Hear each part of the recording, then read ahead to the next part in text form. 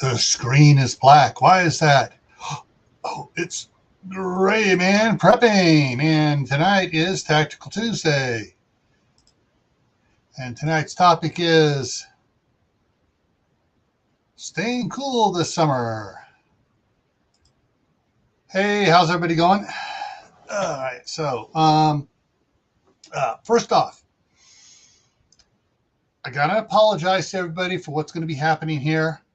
Somehow a stupid horsefly got into the house, and even after I closed the door here and set up the green screen, it worked its way around through the other room, through the Jack and Jill bathroom into here, and the sucker's been buzzing me here. I'm going to get it. All right, let's go to the comments here, and let's see who all's here. All right, the first one in here that's not showing up, if everybody can't see it, was at 2. So it's 5.5 hours ago. That was Idaho Garden Girl came in and posted something 2.5 hours ago about it being really hot. Okay, and then and she was back again, the first one back again at 7:30 here. So that's mountain times I'm giving folks. Then we have Rice-A-Roni, formerly known as Cindy Rice. I think that's a cool name change, folks. You know, Rice-A-Roni. I think that's a cute name. All right, and then we have Howie, Food Forest Permaculture's here. And Courtney's here. She's still out fishing with Dustin King Poopa. CR is in the house. Creative redundancy. Oh, CR, I emailed you the panel link if you want to come up. Kaylin Strain is here. And let's see, going through here. Everybody's talking. Emma is in the house. And of course, Dustin's here. Arkansas Living. Hey, how's it going? Aiden Ear is here from across the pond. Laura at Hedgehog's Homestead is here. Laura, the link is in Courtney's group thing on Facebook if you want to come up. And everybody's talking back and forth. Oh, it just jumped on me there. Out of Gardens here. Hey, Glenn. And we got Gunslinger Outdoors. Woohoo! And let's see, is that everybody here? Is about ready to jump on me again. Yep, that's it. Yeah, the fly was in here. I had the blinds partially open to give me better lighting in here, and he buzzed through the window. There he is, up on the blinds. Hang on a second here. I don't know if I killed him, but I definitely gave him a headache. And so he's now on the other side of the blinds. He has to work his way back out on this side. And I froze. And the Atypical Hustlers. Hey, how's it going? All righty. So, bonus points for whoever can identify this mythological entity behind me here. Everyone's on the phone is going to go, I can't see that small. I'll give you a hint. This ain't Santa Claus. Hey, Alicia, how's it going?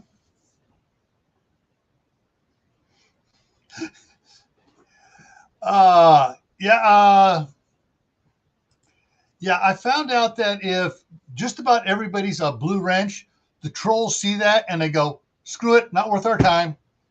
And because they know they're gonna hit like whack-a-mole. Everybody, okay. Yeah, and what I noticed when I started this, the YouTube's done this to me a few times. This channel is not monetized, and sometimes when I either my regular videos, especially the videos taken off, they'll do it, and sometimes on my live streams, they will throw up a 15 or 30-second ad at the beginning. And for those of you that get those ad blockers or whatever, well, you already got them, but that's one of the ways I like to show my support for people like Hedgehog's Homestead, well, she's just about monetized. When she becomes monetized, Howie, I watched the ads on Howie's. I watched the ads on anyone that's monetized that I'm subscribed to. Courtney, White Family Farm. I watch all the ads on all their stuff. It's a way of showing support. Now, here's a little secret, folks. If it is a long ad, like a 5-minute or longer ad, or like a 45-minute ads that Steve at Corsair Trainers and I spot on each other, so we'll go ahead and watch it. But what we do is we go up to the tab, we click on it, we right click on the tab, and generally about halfway down of all the choices says duplicate. You hit duplicate, and usually what it does is it opens the same window up, but about 70% of the time it opens it without the ad. So you leave the ad playing on the one, you just turn the volume way down. Don't mute it, because if you mute it, hang on. No, it's not a Minotaur. If you don't mute it, YouTube doesn't realize how low you have it turned down. But if you mute it, they know you're not watching it, and the person doesn't get any credit for it. When the ad does pop up on the second one, you usually have to wait 5 seconds, and you can skip the ads on the duplicate tab. All right, so we got only one guess on this. So the hint was, this is not Santa Claus. There's another mythical character that goes around Christmas time. Hey, Teresa at Stringfield Ridge Farm. There's a mythical creature around Christmas time that goes around and gets all the bad boys and girls, beats them with a switch, stuffs them in a sack, and takes them away and leaves a lump of coal there. And then just before midnight on the winter solstice, he gobbles them all down. That character's name is Krampus. Look it up. It's very interesting. Okay, Suburban Hillbilly, how you doing? Duncan Homestead, hey, how's it going? Biden. No, Biden ain't that good looking.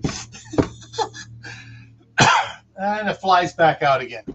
So those who just came in, I got a stupid fly flying around here. I got my fly swatter, and yeah. Alrighty, so now I give you the way to help support channels that are monetized. That's the way you can do it. You watch the ads without having to watch the ads. All right, let's get back over here. And so, staying cool this summer. Hey, Christy, how's it going? Her dogs will eat Krampus. And actually, tell you what, give me a second here.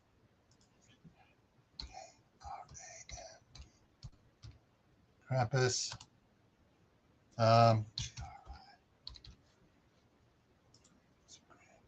Hang on here, images.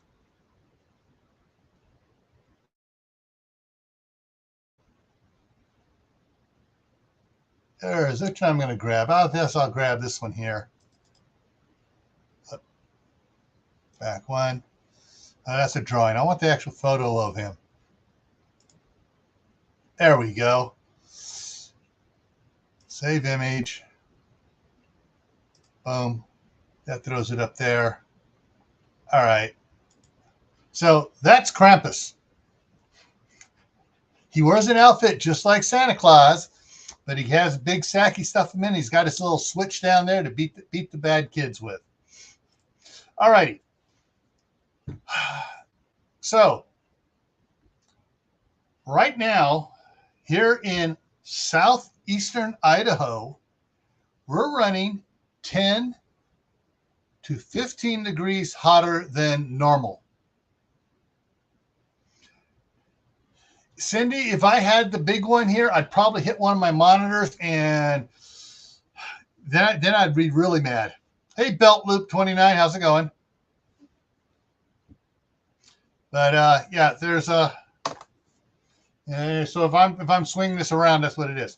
All right. So heat. All right. So what I did here, starting out with, hey, yeah, we got you guys back east there. You know what's going on with the high temperatures, and some of the temperatures are even higher than this.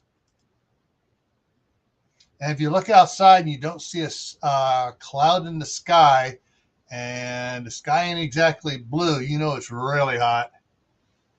You know, put out that thermometer, but because like here, the one I have out here, it's been popping in the sun, and when it's partially in the sun, it's been hitting 120 or so.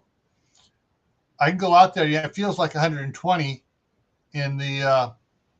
It feels like 120 when I'm standing out there in the sun. I go underneath one of the trees or something, then it gets back down to the 88 or whatever it says it is. And I used to live. We got Laura! Yay! Hey.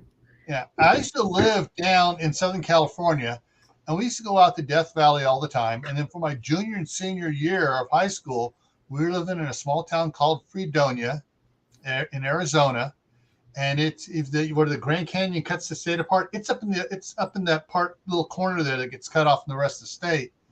And it's up there. You got Johnson Canyon, Monument Valley, and all the other desert places they used to shoot all the John Wayne movies at. Yeah, we literally, it would be 120 up there in the shade, and so I know 120.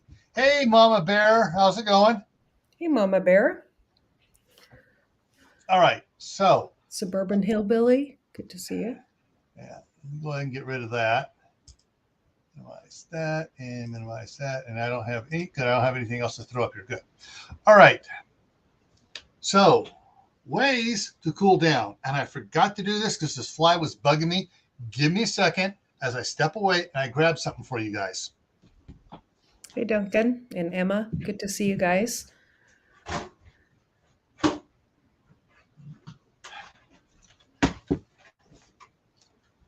Okay. I have two of these. I have one here, and my daughter has the other one. This is a little fan. It's got a low voltage transformer on it. Why is this so neat? Because when the power goes out,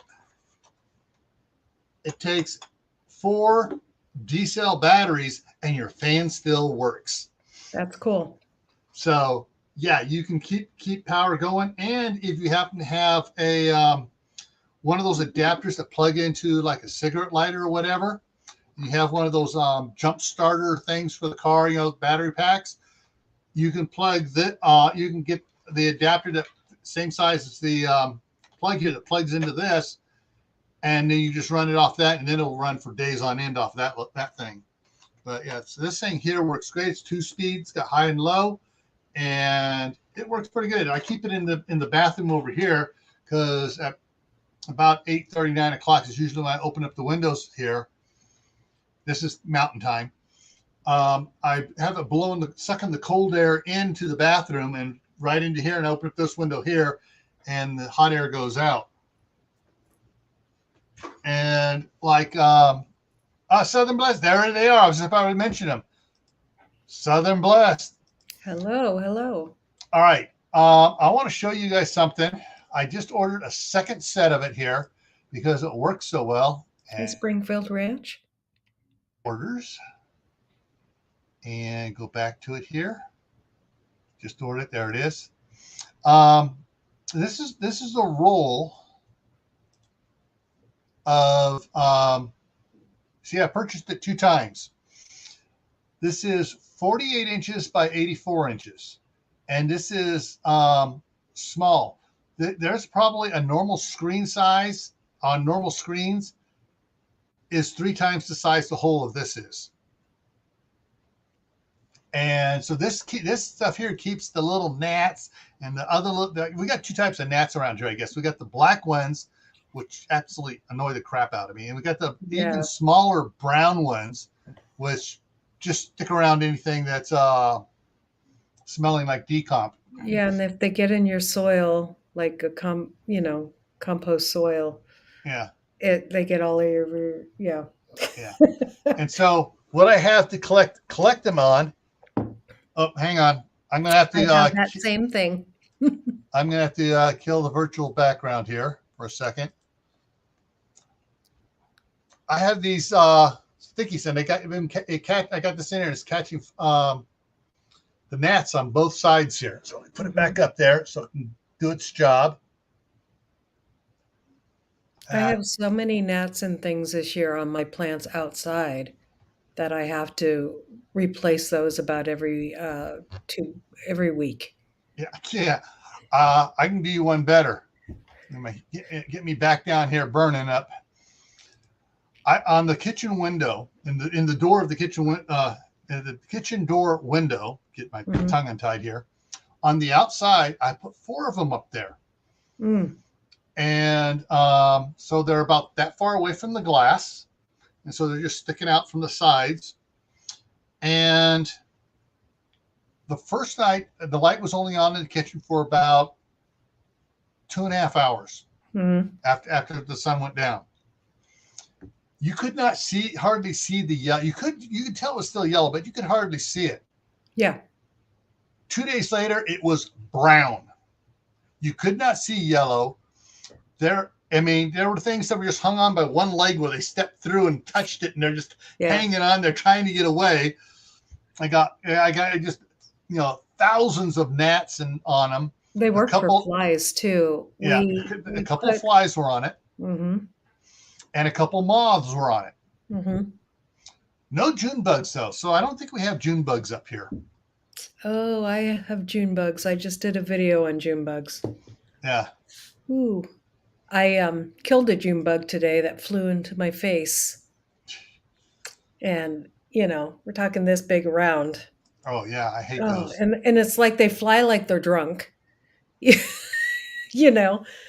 Oh my goodness. Yeah, the yellow solo cups, you can spray them with the tacky glue, or there's that Tanglefoot is what it's called. It's stuff we're putting on like trees and stuff to keep the ants from going up into the tree and stuff. Yeah. And you smear some of that on there, and you're gonna, I don't care if it's one of the big old flying beetles. It's once it touches it, it ain't getting loose. I had to spray so much. I think I killed some of my ants, which I was a little bit sad about because they're pollinating things for me, So that's something I haven't tried.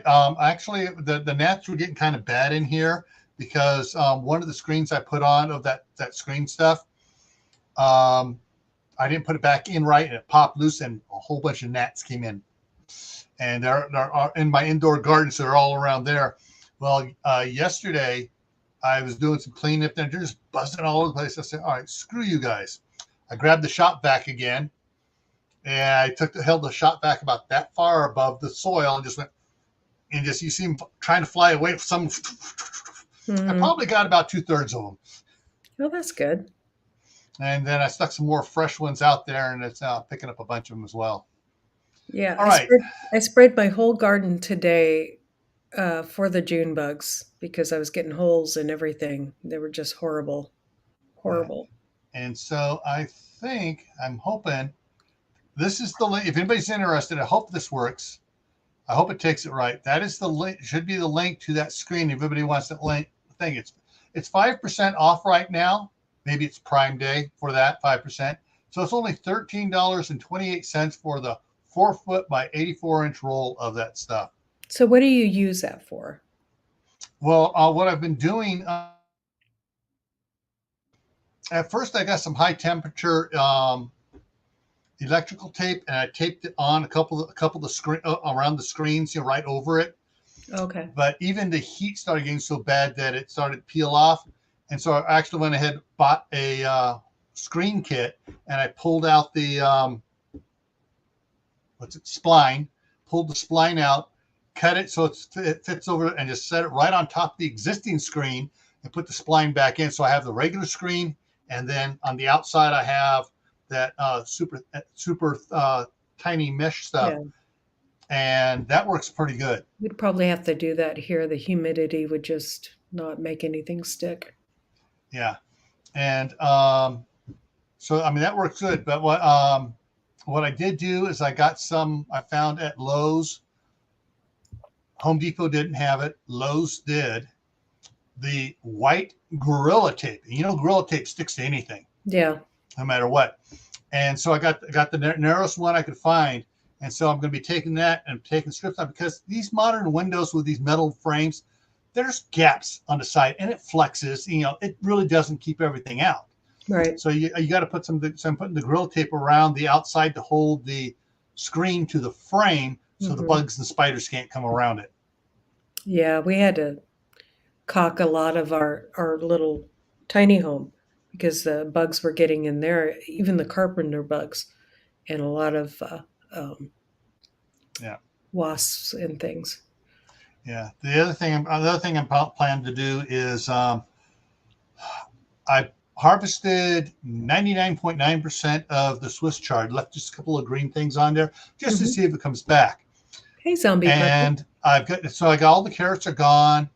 There are still some onions in there, but it's in the couple of big tubs. And I'm just talking about the indoor garden, the big tubs and stuff. I took the basil out to the shop because I'm running it through the dehydrator out there. Hey, Christy. I'm going to mix up a thing of the Dawn dish soap and stuff for spraying bugs and stuff, and I'm just going to spray the soil that the gnats are living in and see if I can kill them all. Hey, zombie prepper, how's it going? So let's get back up. Let's get to the heat stuff here. Yeah. So as I've gotten older, I have found out that I cannot tolerate the heat like I could as a teenager in early 20s. Yeah. I've never been good with the heat, and of course I moved to Tennessee. Hey, at least you didn't move to New Mexico or Texas. Well, it's just as humid here, so it's pretty hot here. I mean, it's been almost 100 every day. The last couple of days have been 90, but with an index of 100.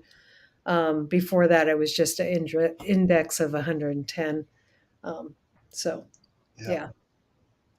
Well, one of the things I have learned having to adapt, especially with the electric companies jacking everybody's bills up, and we're going to be doing brownouts and stuff.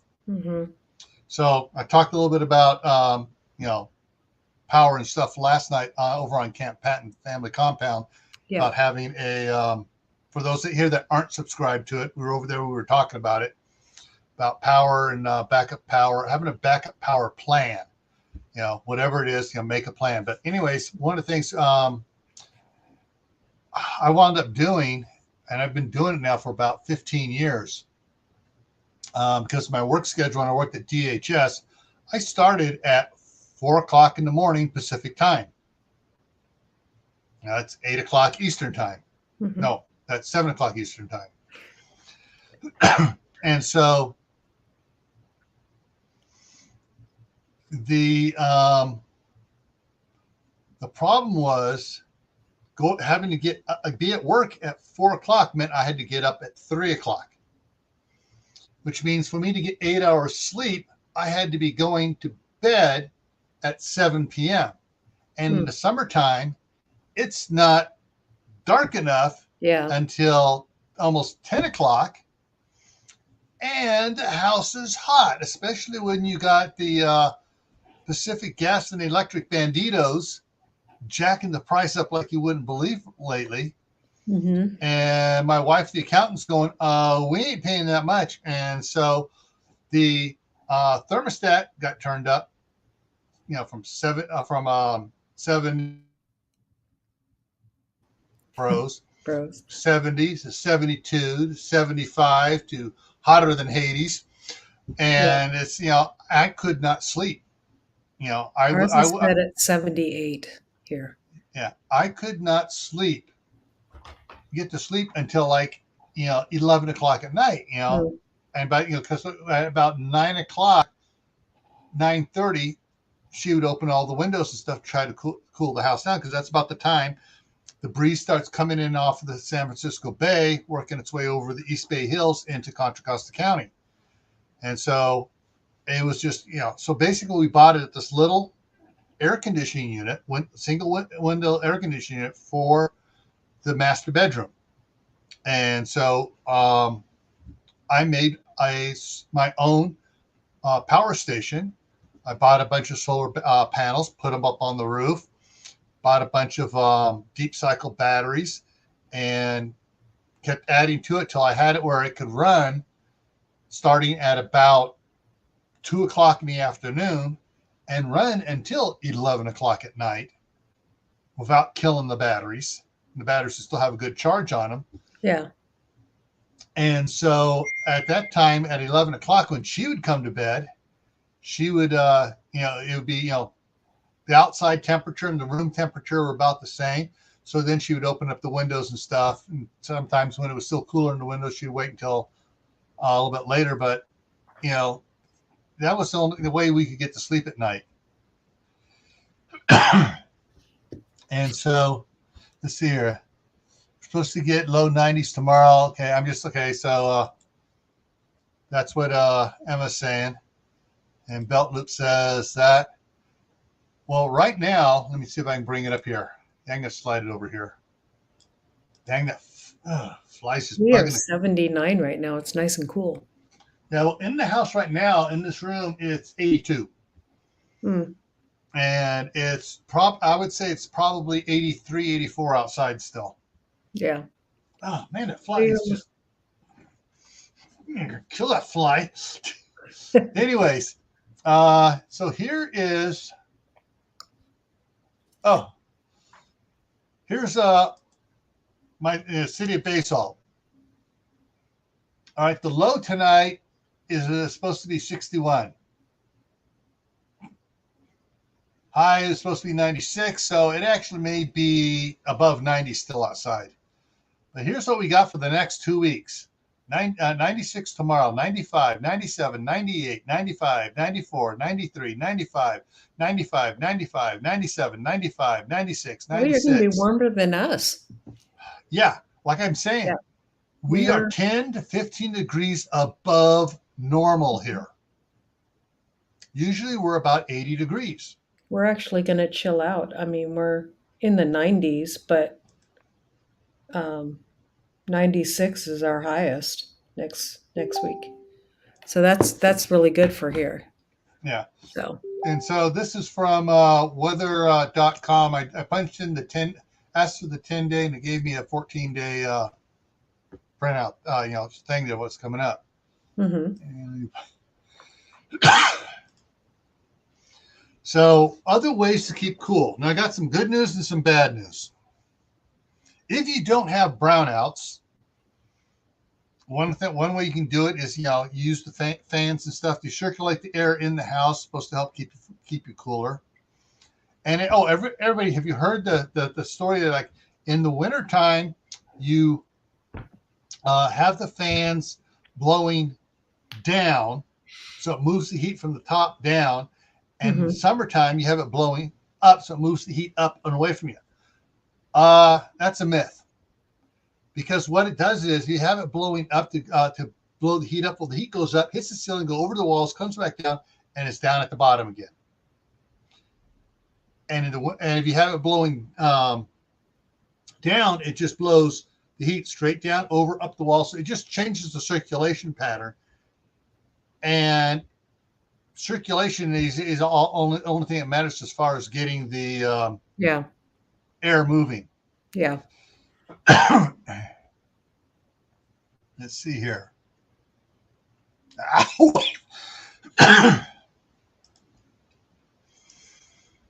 All right.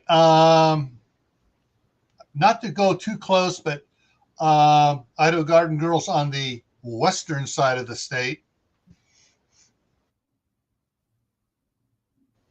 So, yeah, she's getting it over there, too.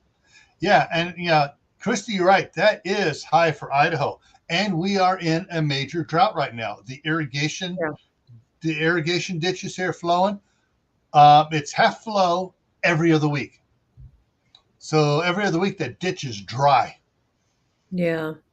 We're in a drought right now too. Yeah. And I'm working on trying to talk to a couple different people here in town that I've been pointed to that have agricultural water rights. Mm-hmm. And they're thinking about selling them because of what they're doing with the land and stuff. And, and so I'm trying to pick up 2 agricultural water rights, one for a well on this property, or the new property, and one for where my daughter is on the other one. Yeah, good idea. That way, it's going to cost anywhere between $1,000 and $2,000 for each water right. But once we have it, we got water no matter what. Yeah. But the thing is with the drought, it's so hot. Everyone's, all the farmers around here are only able to water every other week. Right. So that's less water being sprayed out on the crops and stuff. That's less cooling of the area. Right. So that just exacerbated, I think that's right, the situation. So, because usually that cools off the crops, cools off the soil being watered. And now instead of being watered twice a week, every week, it's twice a week, every other week. Yeah. So it's going to be bad here. But some of the ways we're dealing with it is, of course, as soon as we watch the temperature gauges, as soon as it's cooler outside than it is inside, we open the windows up. Yeah. During the daytime, when nobody's watching driving by, I go out, I turn the garden hose on the roof and make it like it's raining, cool down the roof, because we have a brown roof. Oh. Okay. And we learned the last time when we re-roofed the house in California back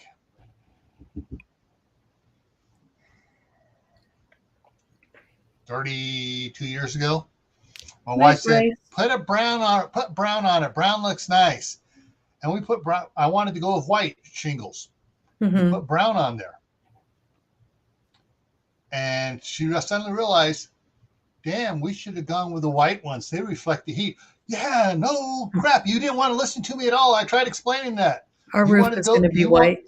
You want to go with aesthetics. Yeah.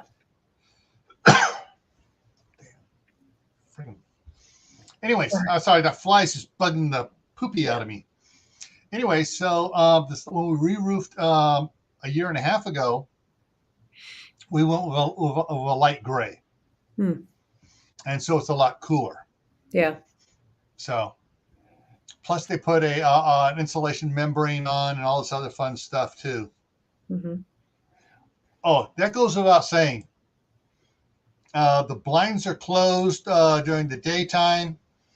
This one, I will usually open it up at about 5 o'clock because the sun's beyond it, because that's east. So when the sun's over there, I'll open it up so I get a little light so I don't have to use the overhead light.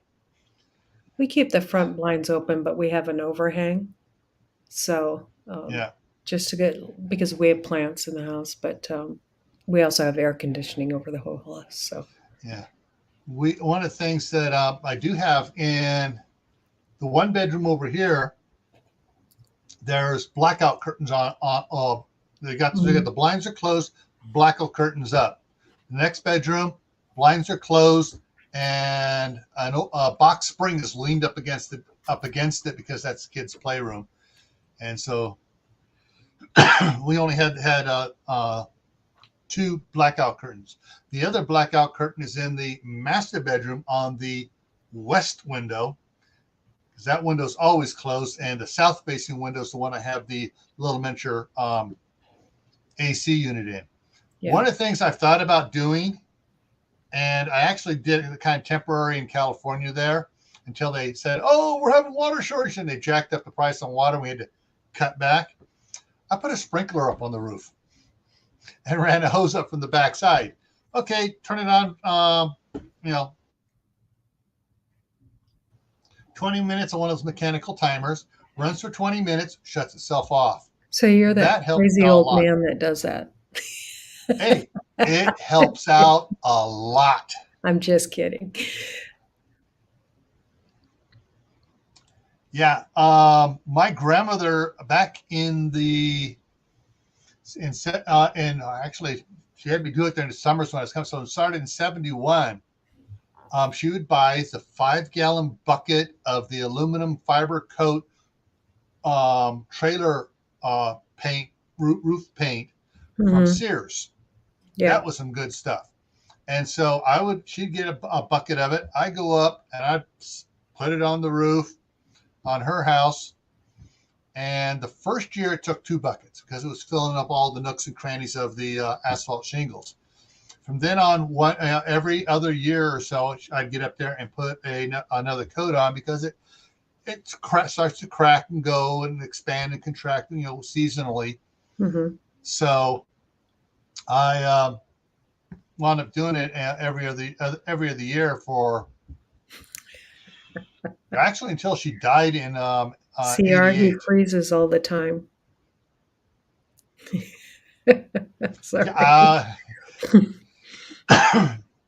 If I was freezing because the temperature on the screen, I'd be happy here.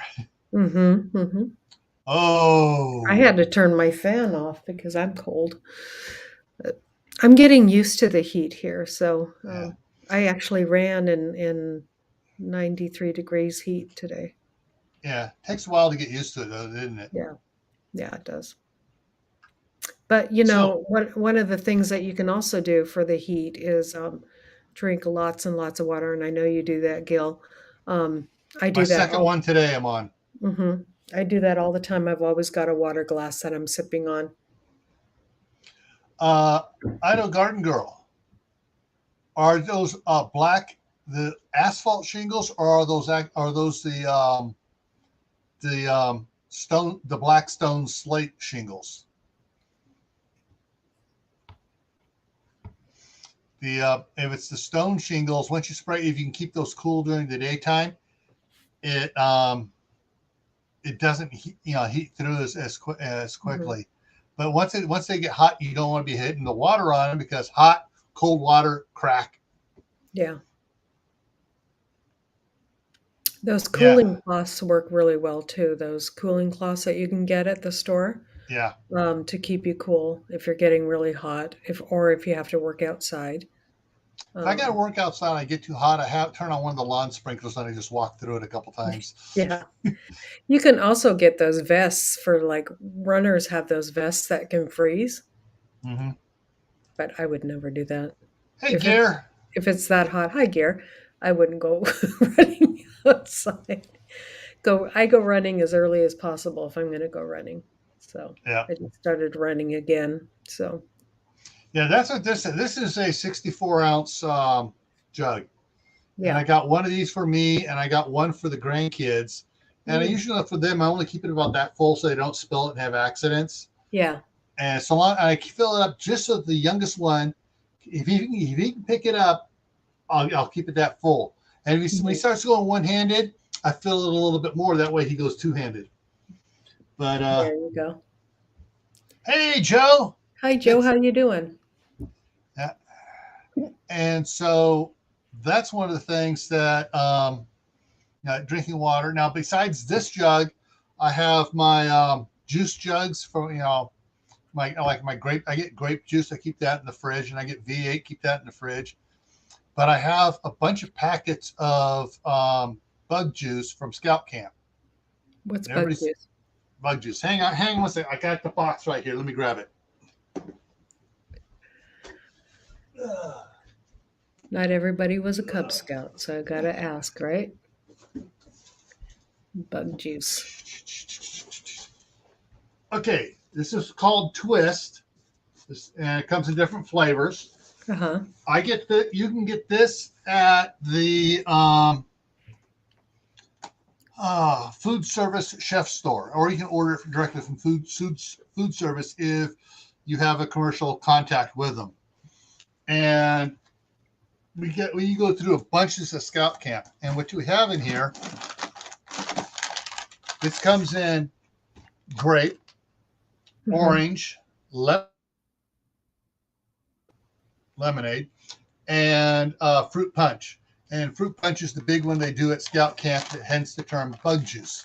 Okay. Oh, where'd you get this? Oh, we just squished up a bunch of bugs and put it in there and screened out the body parts. That's why it's red. So, but it has a bunch of sugar in it, right? Okay, ingredients: sugar. Mhm. Hey, it's better than high fructose corn syrup. Now, one of the one of the drinks that we like to drink a lot too when it's hot is iced tea. Mm-hmm. But iced tea has caffeine, which can be a little dehydrating too, so you have to watch it with Yeah. that. Yeah. So it's sugar, citric acid, contains less than 2% of artificial flavor, ascorbic acid, vitamin C, potassium, and calcium phosphate, and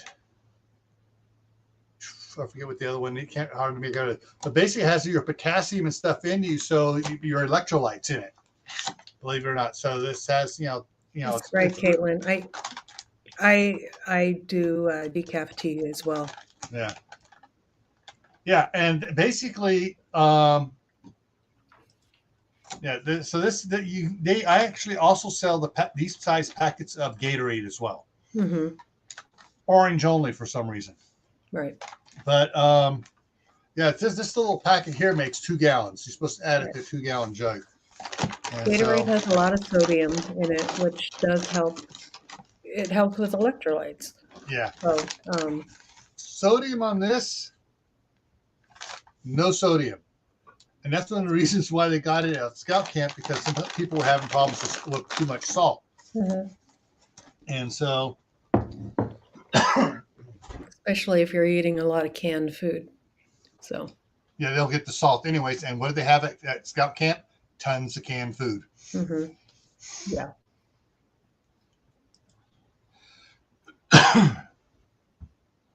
Now,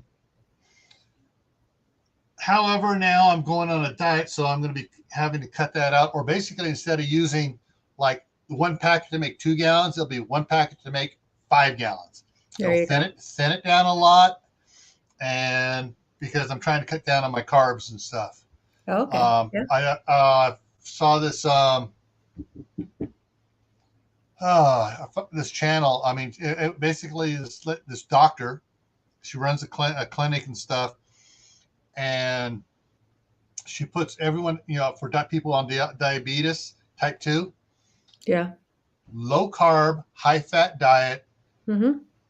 She gave one tale. This one lady was taking, I forget how much, 300, whatever, the measurements of insulin a day. Mm-hmm. And basically she had a pump, and so it was pumping her all the time. In 4 months on the diet, she was off all her medications, off the pump, off everything, and there was no sign of her type 2 diabetes. So are you diabetic? No. Okay. But I got 40 extra pounds I need to get rid of. Yeah, belly fat is indicative of becoming diabetic. Yeah, and that's why I want to try to get rid of it here. Yeah. So other ways to keep cool. Unfortunately, this will not work. This would be good for you. High fat. What is it? It's almonds. Almonds. These are raw almonds with no. Except, the only way I can take peanut butter is a 50-50 mix of peanut butter to natural honey, because the enzymes in the honey counteract whatever it is in the peanut butter that gives me a rash. Mm. So you're allergic to peanuts? No breathing problems, nothing like that. It's just that I just get a red bumps on me sometimes if I don't take honey with it. Right. All right, who's is that? Alicia's going. Good night. Good night, Alicia. Good night, Alicia. Yeah, she's so yeah, she's beyond Eastern time. She's far Eastern time, Canada, up there in Nova Scotia. Yeah. All right. So swamp coolers are not really the option in the Southeast because of the humidity. Yeah. California, Texas, New Mexico, Utah, here, Montana. So yeah, the Rocky Mountain stuff. Yeah, it's an option there. So that's one way to do is basically your swamp cooler, your evaporative cooler. Mm-hmm. They do have window units now. I was looking at that, but the window units, which is ridiculous, it's for a window unit, it's you're looking at $500, Right. and all it is 4 or 3 mats of crap. Try to remember what it is.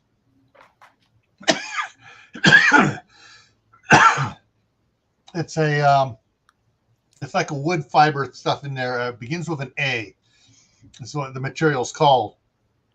And it just dribbles. It has little dribblers of water. Water dribbles down through it. It gets wet.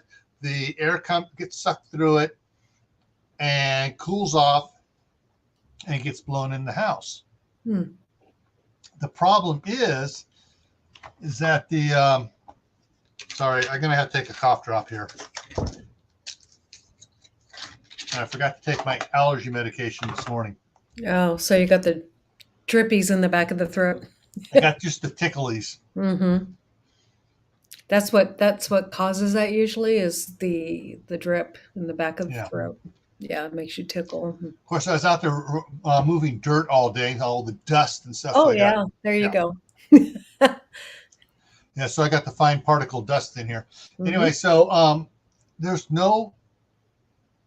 all there is a small little water pump and a fan motor. Why is it twice as expensive as a window AC unit, which has a compressor, the Freon, so it has a compressor motor, has a fan motor, and the compressor motor draws a lot of electricity. Anyways, yeah, so a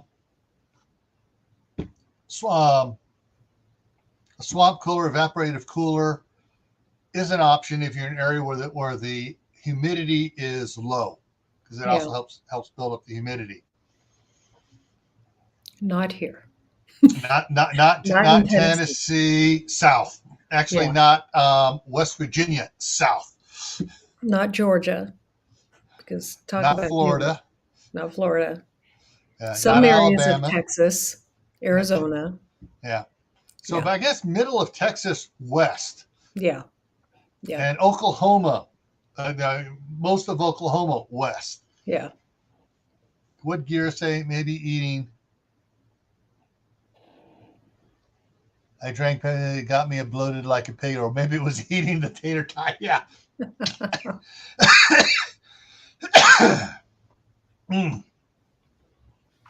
So there, other ways to stay cool. They do have those, I thought I had posted someone similar, one of the things about it, but it didn't exactly say what it was. Someone's comment, I showed it up there. They have the vests that you have the little pouch for cooling and stuff. And basically you put ice in it and it runs on rechargeable batteries and it circulates around, the fluid around, and it cools you down. But those are cool. You got to have a way to recharge the batteries. No problem. A little solar panel, little solar ones that are recharging batteries. But then you also have to have a way of making those ice cubes to put in it. Yeah. And it's catching up on the chat. Yeah, exactly. So if you have high humidity and use a swamp cooler, you're going to have mold. Boom, instantly. Other ways to keep cool, which you can do this kind of on your own. I saw it. I wish I could remember where I saw the video. There's a video out there on this.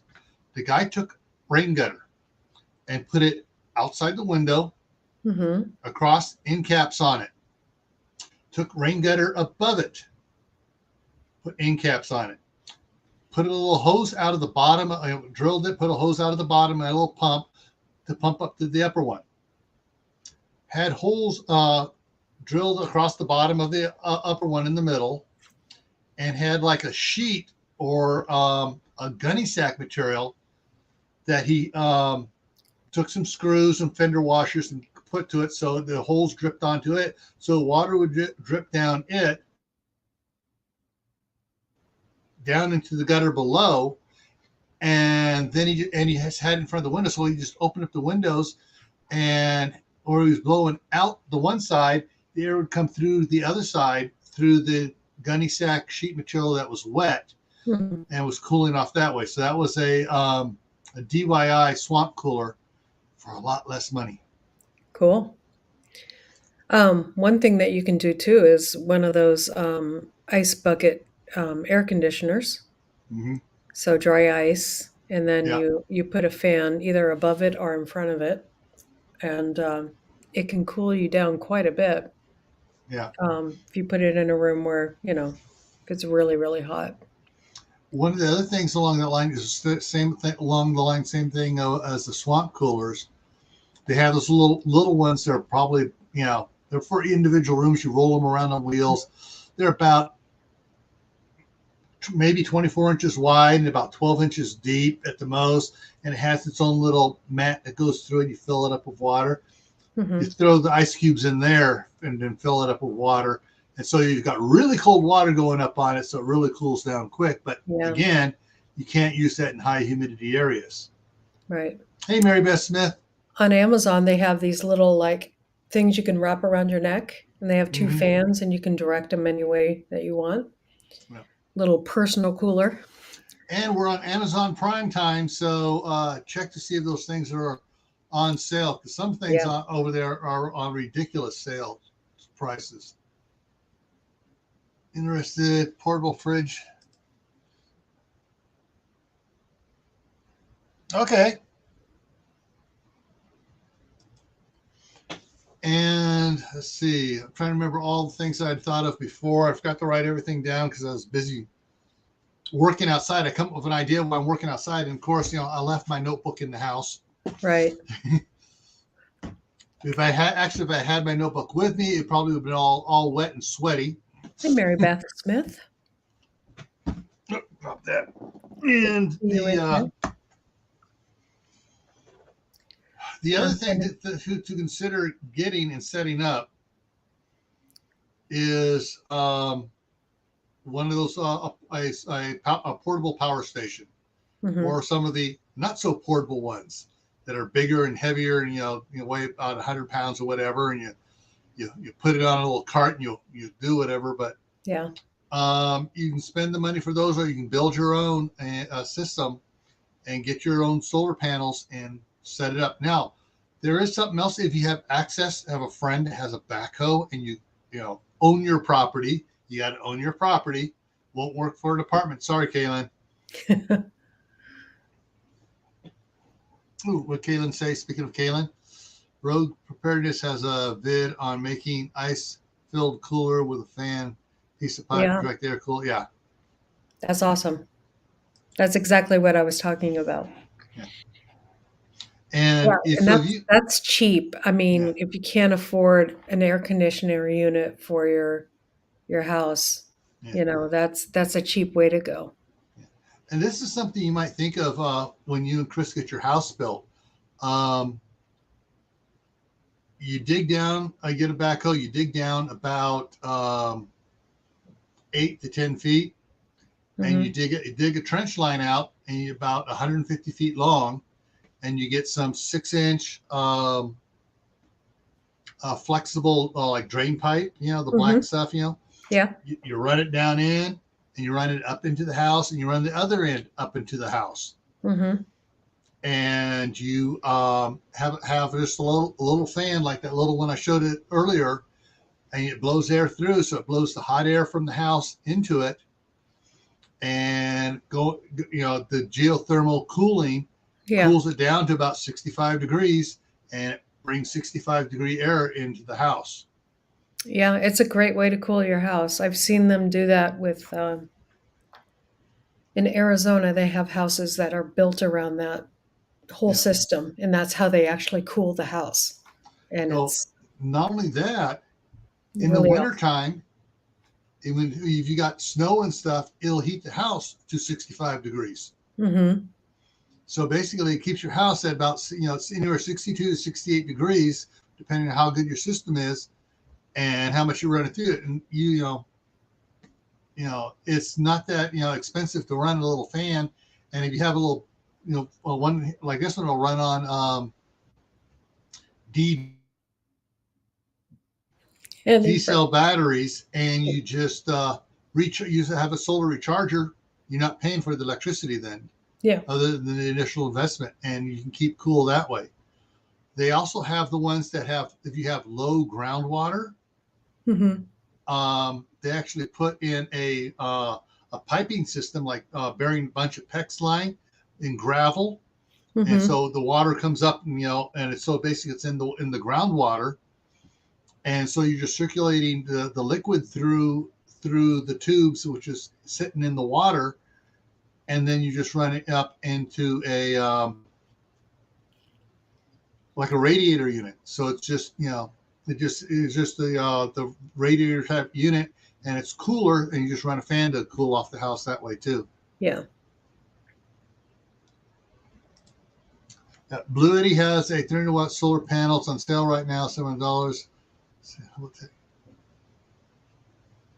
Yeah, and Emma, great. For Ben Gilmore, Minuteman Prep has a 6-tab Excel spreadsheet with almost 100, actually more than 100 if I count right, around about 100 different solar generators. They're not generators, they're battery stations, power stations, but he reviews everyone from the little 150 watters up to the 6,000 watt units. Yeah. And so and he shows the good, the bad, and the ugly of them. And he has videos where he's tested them, and he has videos where he has the like for the 1500 amp inverter battery unit ones, he has 1,500 watt lights on switches. Oh wow! And he has it hooked up, and he hooks it up to, okay, we're going to turn up 600 watts and see how it does. Oh, we're going to make it 1,000 watts, see how it does. We're going to go 1,200. Oh, that 1,500 watt unit just shut off. And so, yeah, he's punched holes in a lot of people's claims on those.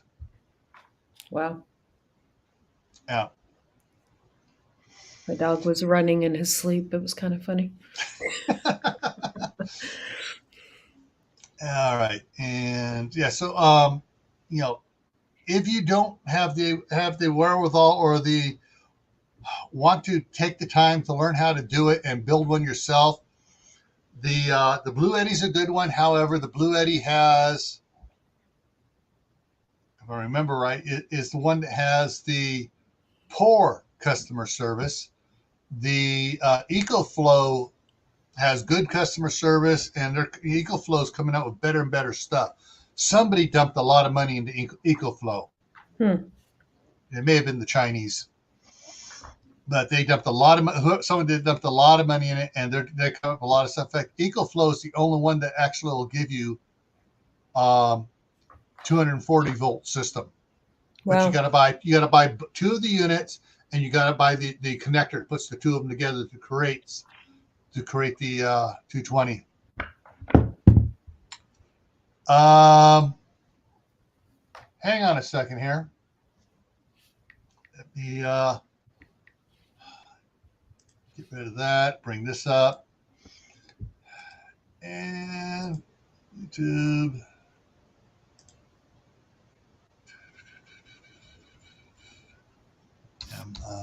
Minuteman Prep. Boom. Bring it there. All right, so this is Ben's channel, and I'm going into the videos to find the actual video that it's on. Oh, okay. Either he pulled some of his videos, or he just put out a. He pulled some of his videos down. He doesn't leave his videos up all the time, which he should. Yeah, he should. It's not good to do that. But I know why he pulls some of them down when he changed when one was no longer the best solar generator out there. Yeah. And it got knocked off its pedestal. He took that video down. Oh, okay. And then he put up the new video about the new leader. Yeah. Okay. So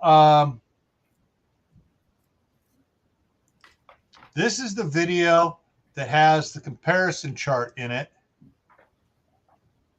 And this is the direct link to the Google Doc chart. Okay, and this is it, and it's an Excel spreadsheet. It covers micro cap, feather cap. Cap is capacity, light capacity, middle capacity, heavy capacity, and ultra capacity. And they got each tab down below is one of those. Mm-hmm.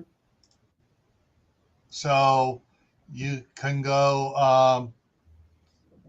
So what was the two minis that she had? All right, what are the two that you have, Kaylin? I'll look it up right now because I'm on the micro cap, and unfortunately, he was doing some work in here and he didn't notice that the Oh, they don't have mine on there. the image is dropped. Okay, this is the this is the under 500 watt. And so We have this one. okay, what is that? It's a Watt Fun. What fund? Yeah, W. Okay. How many what size is it? Good question. Let's see, I do not. Now, It's a pretty small one, but it yeah. takes care of our needs when we're out on the property. Now each one of the ones that is listed in here, and so like on the micro cap, there's 1, 2, 3, 4, 5, 6, 7, 8, 9, 10. Come on, It's I'll make sure I don't jump too far. 298 watt. 10, 11, 12, 13, 14, 15. So there's 15 of them that he reviewed. Ben has bought each and every one of these on his own money and has tested it out. That way, the information you can put in here is from him testing them out. And you see, it's got row upon row upon row of information.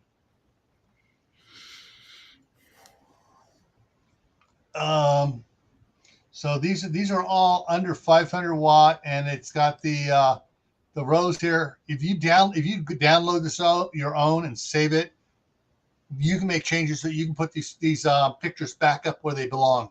Mm-hmm. And so the first one is availability, whether it's available or not. Battery capacity, watt hours. Mm-hmm. Important. Mine was 25 or 24. Actually. Yeah, so that's even so small, he doesn't even do those. Yeah. Expandable battery capacity, where you can add batteries to it. If it's yellow, it's no. If it's got the green on it, like the Duracell power source, you can expand it. But you go through all the different ones. But it's got the Jackery on there, and this is better than that. Yeah, well, I mean, this. All right, the Jackery on the micro cap. He has the 500 Explorer he bought and tested, and the Explorer 300. So this has a 293 capacity watt hour on it. Ooh, when I switch tabs, they all pop back up where they belong. And I think this is 3 something watt hour. Okay. 320 watt hour. 320 watt hour. Yeah. Yeah. And so now the Jackery 500 is 518 watt hour capacity. The problem is mine has 1,000 watt hour capacity, and it's got a 1,000 watt inverter, Mm-hmm. but it only has a charge rate of 300 watts. Can you see where the problem's going to be? Yeah. Yep. You're going to be using more than you can charge it up, and some of these, and he goes through and tells them whether they're this way or not. Some of them, while you're using it, you cannot charge it. That's not ours. Yeah. We can. Yeah. Yeah. There was a lot of we were thinking about a Jackery because it was blown up everywhere, and then we compared. The price of this was like $100 less than the Jackery, maybe more. Yeah. And it was it we looked at somebody who was running a test on them Yeah. all, and this Yeah. passed a lot of stuff. So, Now, here he did the Jackery 1500 and the Jackery 1000. And I believe it was the 1000 that caught fire on him. oh wow, And he's had a couple of them catch fire on him, yeah, running through the test. And it says, all right, it says you can put this much on it. He put that much on it, ran it, and something smoked. mm, And not cool. one of the ones that smoked on him, the replacement one they sent him, smoked as well. Mm, So I'm not sure if that was the Jackery or not, the Jackery 1000 or not. But he's not putting that type of information down here on it. But anyways, yeah. So, but here's the interesting. I'm going to go up to the heavy cap. The heavy cap, the EcoFlow Delta Pro. mm-hmm. He basically, there's a system set up where you get two of these, and that's in the Ultra Cap, and it takes two of them, so it doubles it. And then he also has the batteries for it as well, the extra batteries for it. Hmm. And there's two extra batteries per unit. And then it has the 220 adapter on it. Oh, I see. And if you guys want to see that, give me a second here. This one here, go back to it. That's this video here called the EcoFlow Delta Pro Setup and Test. Mm-hmm. And I'm not going to run the whole thing here. So let me pull over here while I get around the ad here. I'll be right back. And bring up what he's.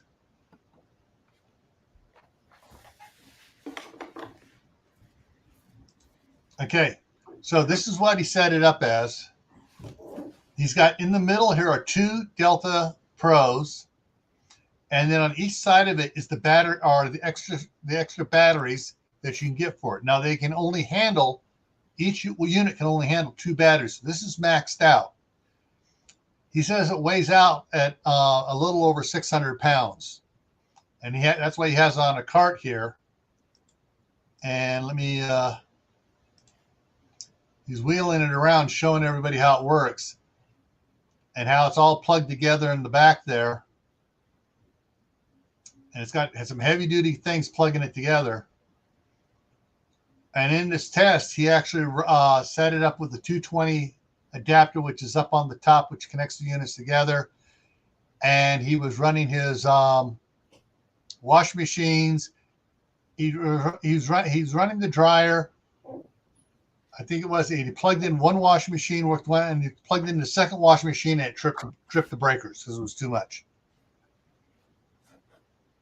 So, if you guys have any questions, you can.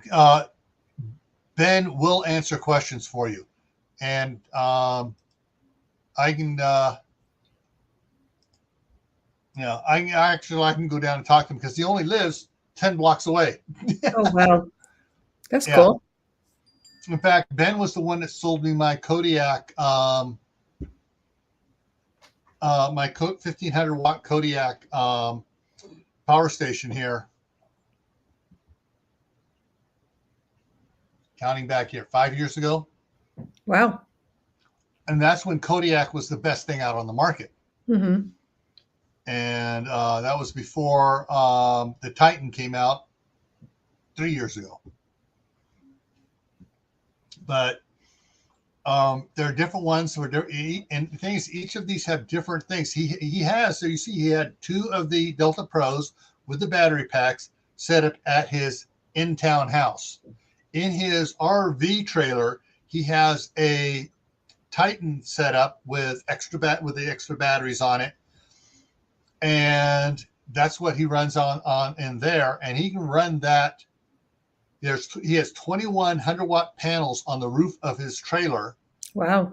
And he can run the AC all week long at Scout Camp without plugging the trailer in anywhere and still have power to run everything.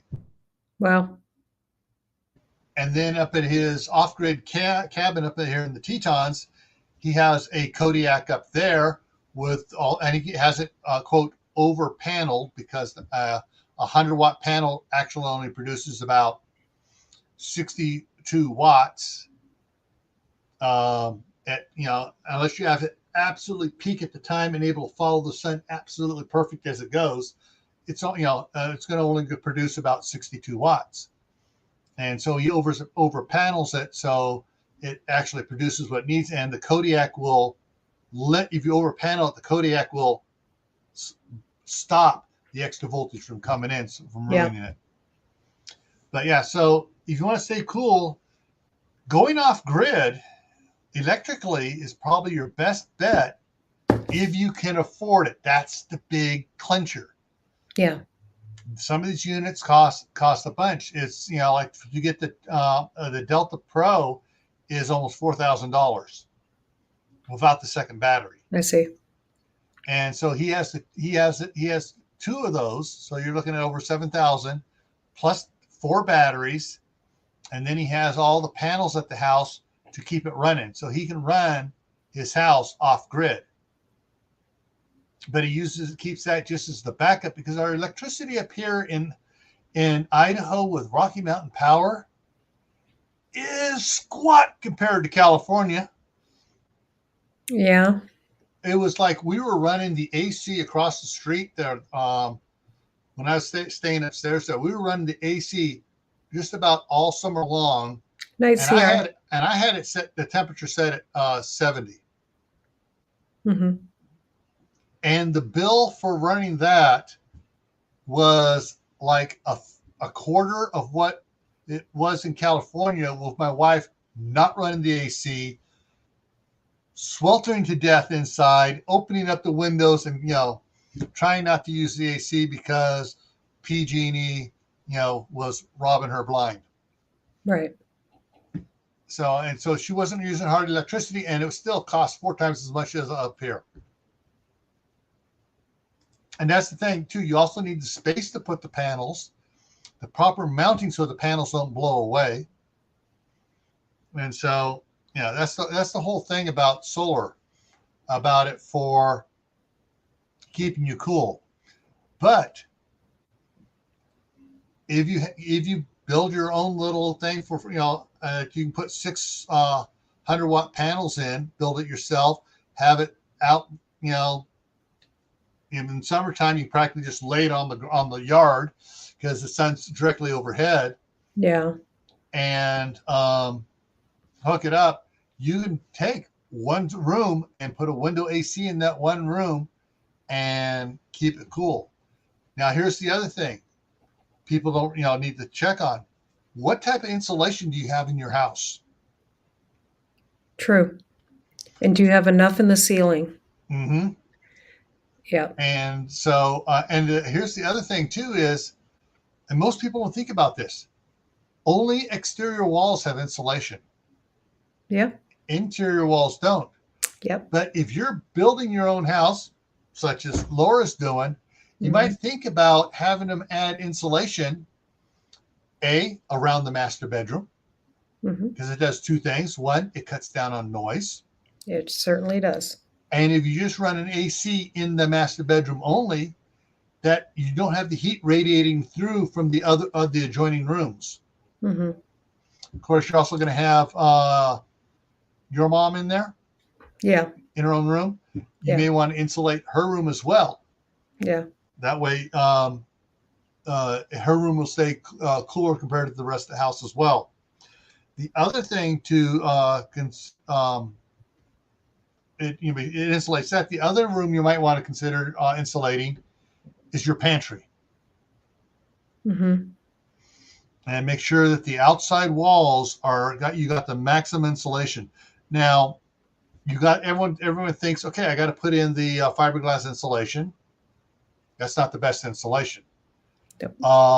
Rock wool is a lot better. But even better than that is polyurethane. But that's more expensive. The polyurethane is basically, after they get all the wiring done, everything's done, but the sheetrock's not up yet. They come in and they spray the foam insulation in, Yeah. and they have a special knife and they cut down any, as it expands out a little bit. They cut it down to the studs and they cut Yeah. around the electrical boxes and stuff like that. Yeah, that's what we're having in the ceiling and the outer walls. Yeah. And so but if you don't want to go with the spray foam insulation, one of the things that some people are doing, you can get the foam spray foam stuff. Basically, it's in a sheet. It comes in 1/2 inch, 3/4 inch, inch and a half, 2 inch sheets, and you can get that. And if you have, like around here, a lot of people have 2x6 exterior walls. Mm-hmm. Well, they'll make sure all the wiring's closer and plumbing's away from the outside. They'll put that 2 inch stuff in, cut it to fit in there, take the little can, spray around the edges, and then they'll put 4 inches, your regular 3.5 inch, 4 inches of fiberglass in on top of it. Yeah. So, we don't get as good night, cold as Howie. you guys, though.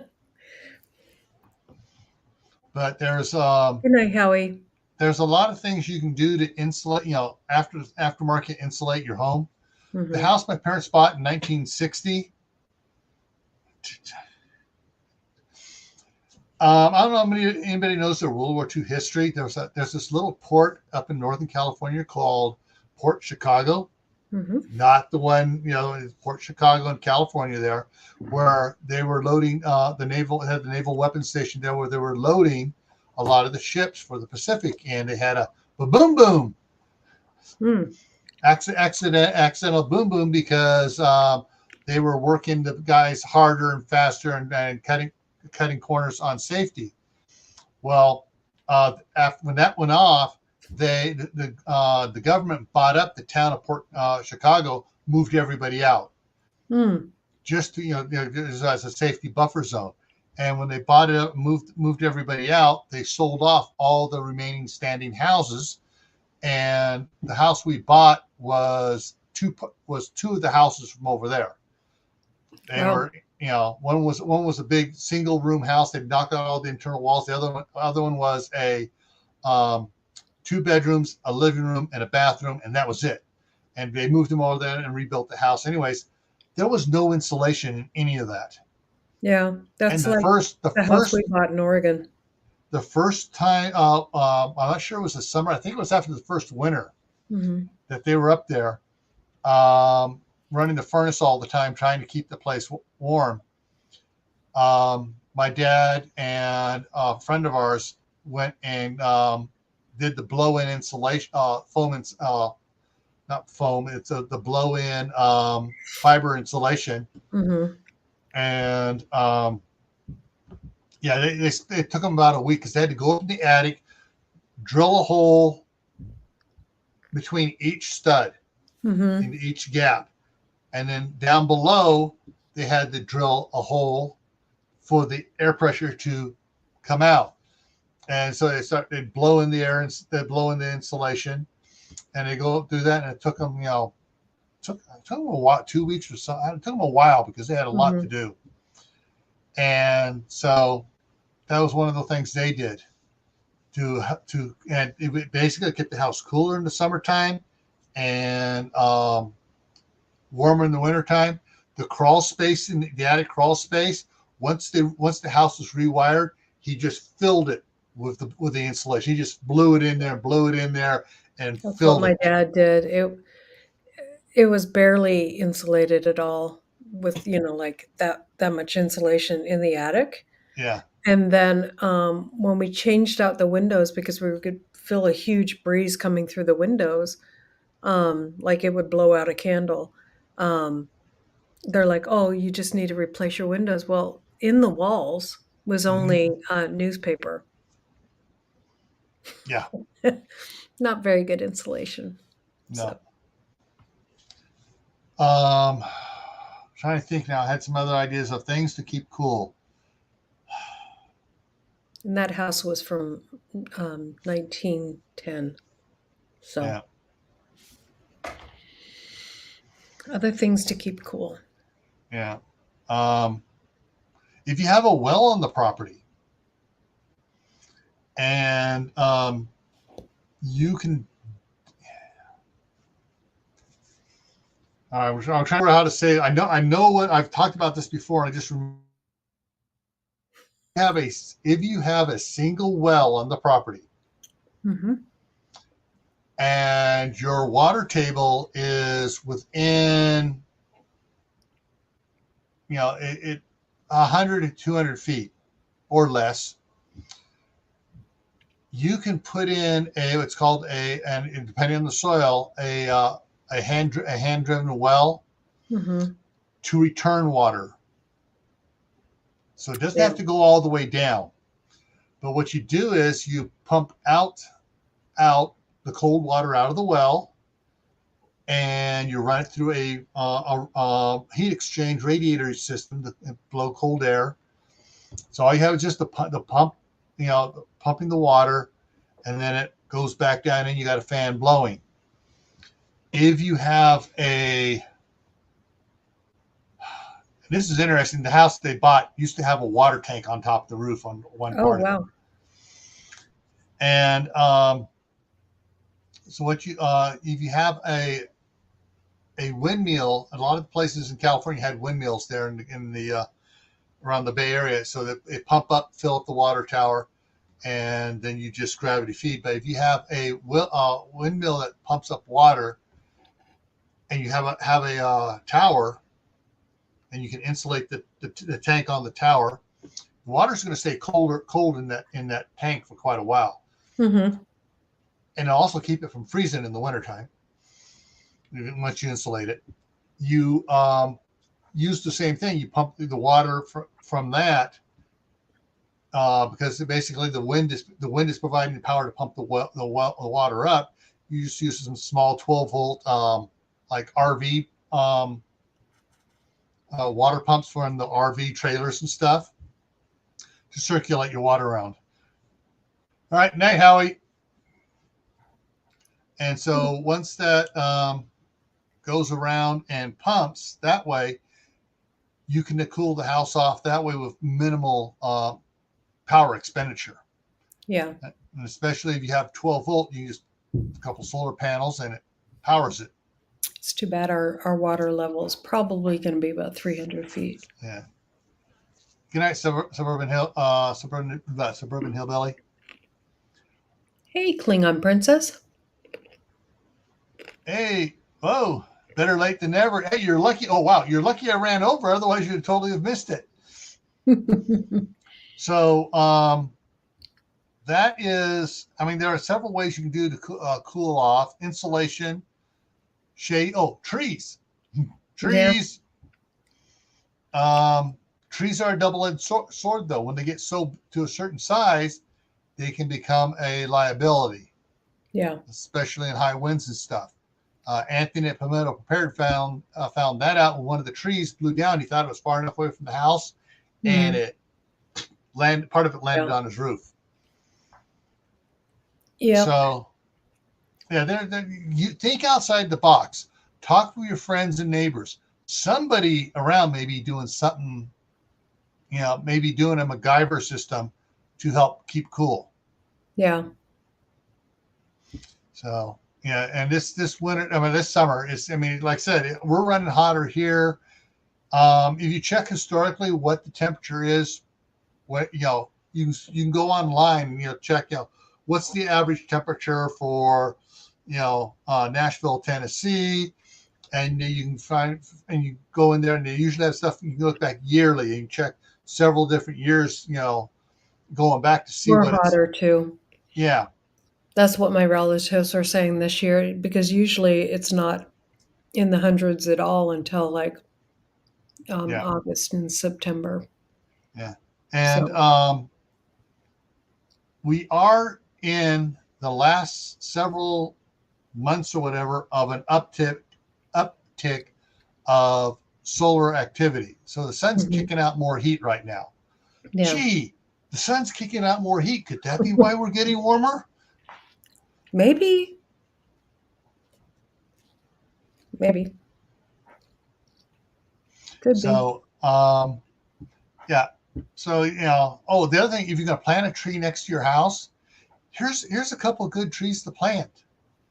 Apple trees. Mm-hmm. Apple trees only get so big, Right. and also you prune them too. But so basically, if you have trees, apple trees around your house, you got food. Yeah. B, you have shade, and just the fact that it's shading the ground around your house, keeping the Mm-hmm. ground cooler. You Yeah. got less radiant and reflective heat on your house. Um, Which we'll definitely do around the house. We'll do yeah. some nice flowering bushes that grow taller and stuff like that too. Which And if will Howie was here, he would say under those apple trees, plant some sunchokes. sunchokes or there's all kinds of great Yeah. things you can put under apple trees. I also heard to pour cold water on your wrist. Oh yeah. Yeah. There's some. Your wrist, your neck. Yeah, they've had those. They have. I haven't seen them for a few years, but Mhm. they used to have like a wristband, but it had the gel packs in the Mhm. wristband that you could put on. And so basically, you have it in the fridge. You take it out, put one on, and when it gets hot, you take it off. You pull another set out of the fridge, put those in to cool down. But the problem is, you got to have electricity. Yeah. But you don't have to have electricity for one of those cooling cloths. Yeah. If you just it being wet around your neck is cooling you. And I forget who put it up there earlier. Mentioned the little refrigeration unit. That's on sale. Those things. There's a lot of those that are 12-volt powered. Mhm. And let me double check. There was because Amazon's going in and out on stuff that's available. I mean, Right. today I've seen stuff say, "Oh, it's here," and then it's totally gone. They don't have it. Yeah. We're working to get it back in stock. 4 hours later, we got it back in stock as they hooked up a lineup on it. Um, what would that Crazy. what would that have been under? I'm trying to remember where I had that under. Dang, I had something that a couple of the ones, and well, actually, it was one of the units that Ben had referred me to that he has in his trailer. It's a 12-volt refrigeration, like it looks like a chest cooler, ice chest, but Mhm. it's got a refrigeration unit in it. It's 12-volt, and it'll cool it. There's one that's a freezer, that's a cooler. You just like Mm. a refrigerator, so you put your milk jugs and soda and stuff in it, and it keeps it cold. The other one, you put your meat in it, it'll keep it frozen. And they run on 12 volts. So I think ours just keeps things cool for 7 days. yeah, yeah. I Yeah. got I got one of those ones, white top, blue. Mhm. Yeah, yeah, Yeah. yeah. And actually, that's what we took to scout camp, and it worked. We Yeah, ours we did 4 or 5 days yeah, and it was still full of ice, yeah, you know.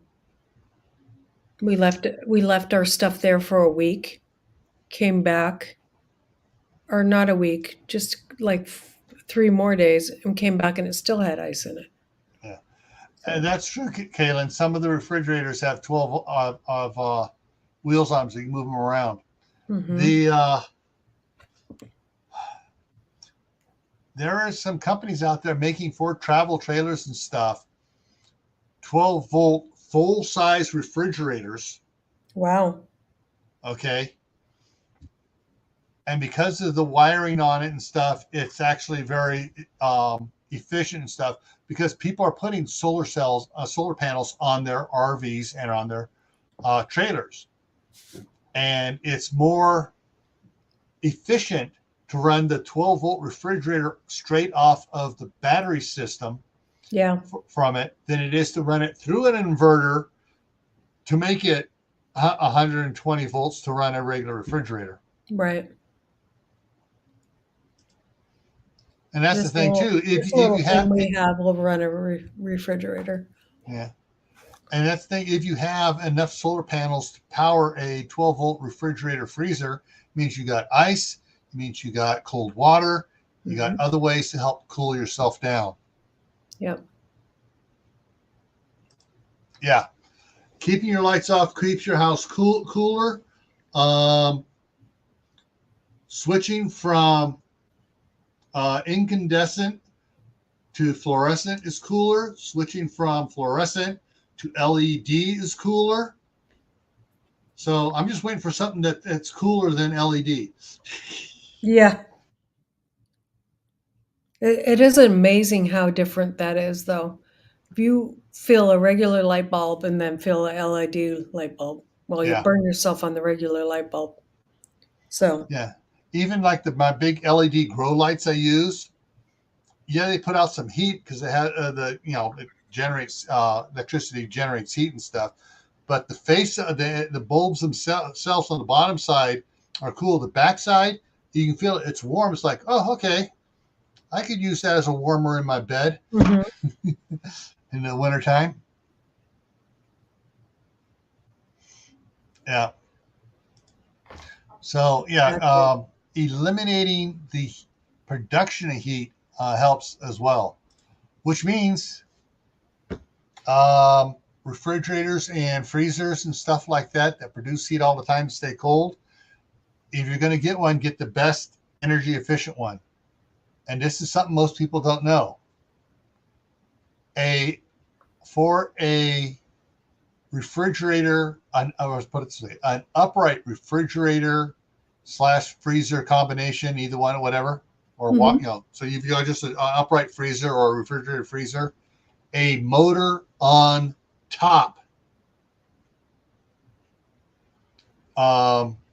is the most efficient one, because the heat from the motor on the bottom, where does it go?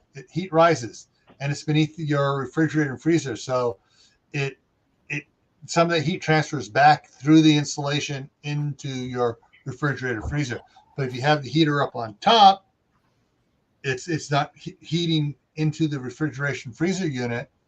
Granted, you that 8 inches or so on the bottom is now stuffed down lower to closer to the floor, so you got to bend over a little bit more. But hey, that's where you have put. That's why you put the big bends and stuff at the bottom, so you pull them out and get stuff.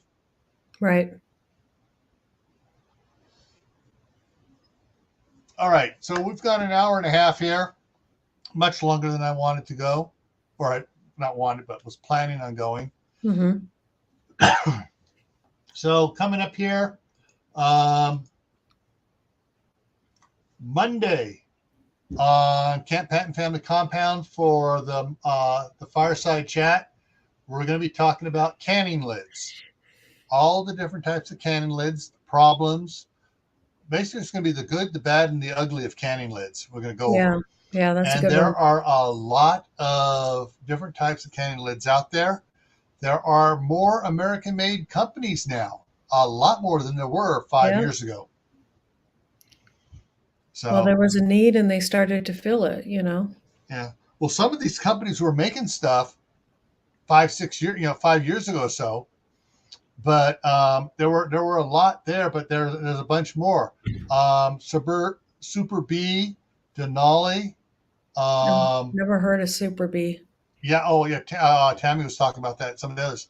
It's Super B, and got nothing but great reviews on these. Denali is another one that's a family operation that's made in America. Tattler. I use Tattler. Of course, then there's the knockoff of Tattler. We'll talk about that one on Monday. You're going to have to find out what the knockoff is then. Thomas lids and a bunch of others. And so we're going to be talking about them. And the knockoff has thinner rubber and thinner and metal. However, here's the thing. Here's one of the things I've mentioned several times. I know several other channels have mentioned it. Ball gets their rubber from DuPont. DuPont started buying the rubber sheets from another country. that rubber sheets from the other country, which they were selling to Ball to make the gaskets on their lids, is failing a lot. Yeah. And Mary Beth just named one of the other ones. 4 jars is another good one. All right, so that's what we're going to talk about. And so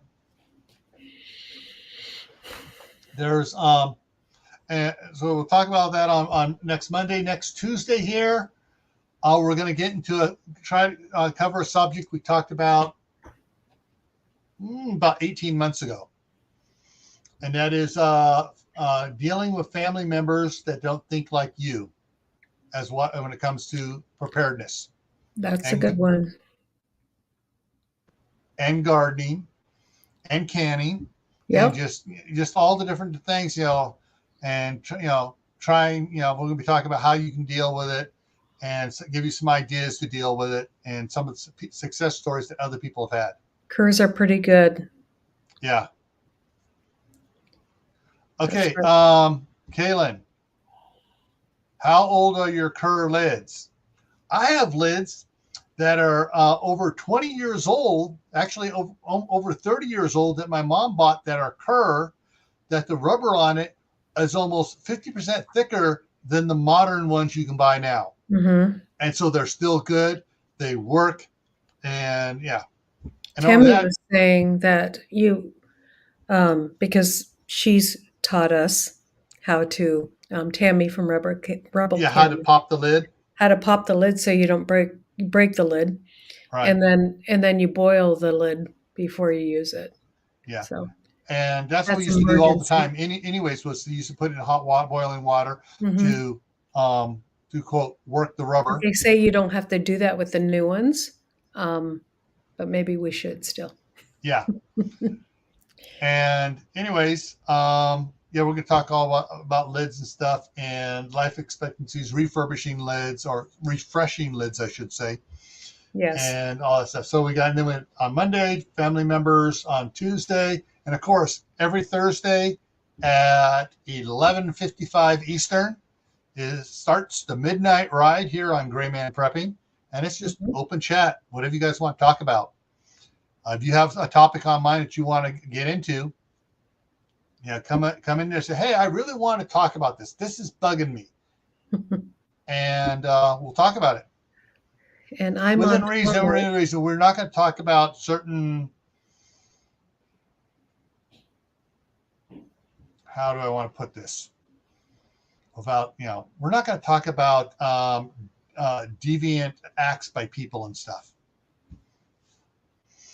And so we will tap dance around the political stuff some, but yeah. So with that, folks, thanks for coming in. Thank you tomorrow night on my channel. Yeah. What time? 10 Central, East Coast. 11 o'clock. 11 o'clock Your time. 9 o'clock. 9 o'clock my time. Yep. Yeah.